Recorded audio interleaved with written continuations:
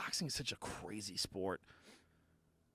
It's weird that it's we all know now that it's so bad for you. It's so bad for your brain.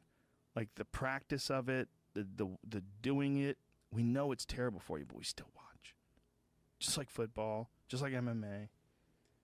We know. Bernard Hopkins, at 51 years old, fought this kid named Joe Smith Jr. If nobody's seen Joe Smith Jr. before, he's a killer. Like Bernard Hopkins picked a killer, and this kid fucked him up. And this kid has extra long arms. He's got weird arms. Like his arms go below his waist. That's like, weird. I was watching him fight. I was like, look at the length of his fucking arms.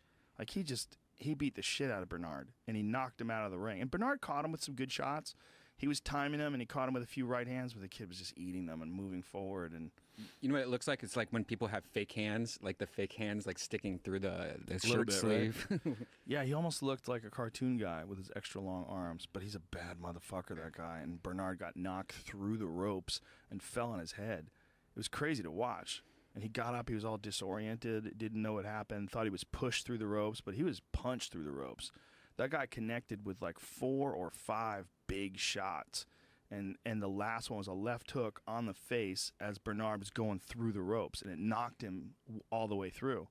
But it was 100% legal. He didn't do anything wrong. He did everything with punches. None of it was a push. He was just bombing on him, and it just was a freak incident. It's one of the reasons why cages are so much better than a ring.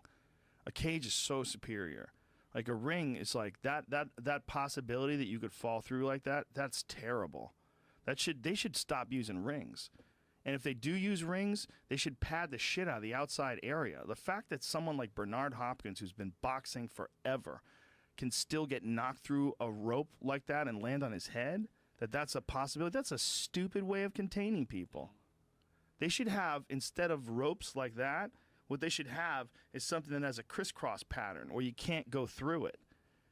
And you should have to just climb over it to get in it. It should be real simple. And there should be a way that they could release the ropes. Like if there was a medical emergency at the end of the fight, it should be like a latch they could pull and drop the ropes down and get somebody out.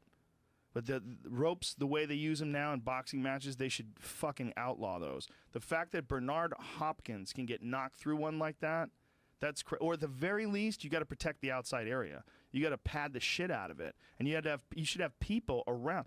And most of the time, 1,000 fights in a row, it's probably never gonna come into play. But the one time it does, you're responsible for that guy falling through the ropes. That's fucking stupid. Super impressed with his poise too, in fighting a guy like Bernard Hopkins. I mean, that guy stepped up in a big way, and he was a 2-to-1 underdog leading into that fight, which is really crazy. What's that? Could have made some money on that shit. Yeah. I was pretty convinced that Bernard was going to be able to stifle him and turn it into like the kind of fight that Bernard likes. But I wasn't sure if Bernard could win. You know, it's a long time off. 2 years when you're 51 years old. It's a long time off. He still fought amazing. But at the end of the day, that kid murked him. He was just too much. And he's a guy that would have been a real threat at any time in anyone's career. Like this kid has real talent. And right now, he's not thought of as being the best fighter in the world or anything even closely like that. But Bernard was at one point in time. Bernard, like when he beat Felix Trinidad, a lot of people were saying that might be the best pound-for-pound boxer on the earth. Like a lot of people thought Trinidad was going to beat him. He fucked Trinidad up. And then he fought Kelly Pavlik. And a lot of people wrote him off against Kelly Pavlik. He boxed the shit out of Kelly Pavlik. And so you look at like Bernard's legacy and you go, man, this is an unbelievably skillful guy. But at any point in that career, that Joe Kelly kid would have been a handful. He's just scary. Or Joe Smith, rather. That Joe Smith Jr. kid would have been a handful because he's just fucking scary. He hits hard, and he's super accurate, and he's got awesome endurance and a great work ethic. He's fucking dangerous, no matter what era it is. And Bernard, you know, maybe Bernard would have been able to beat him in his prime. You know, it's totally possible. It's 100% likely.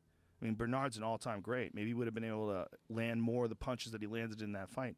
But you don't know. I mean, that kid's dangerous.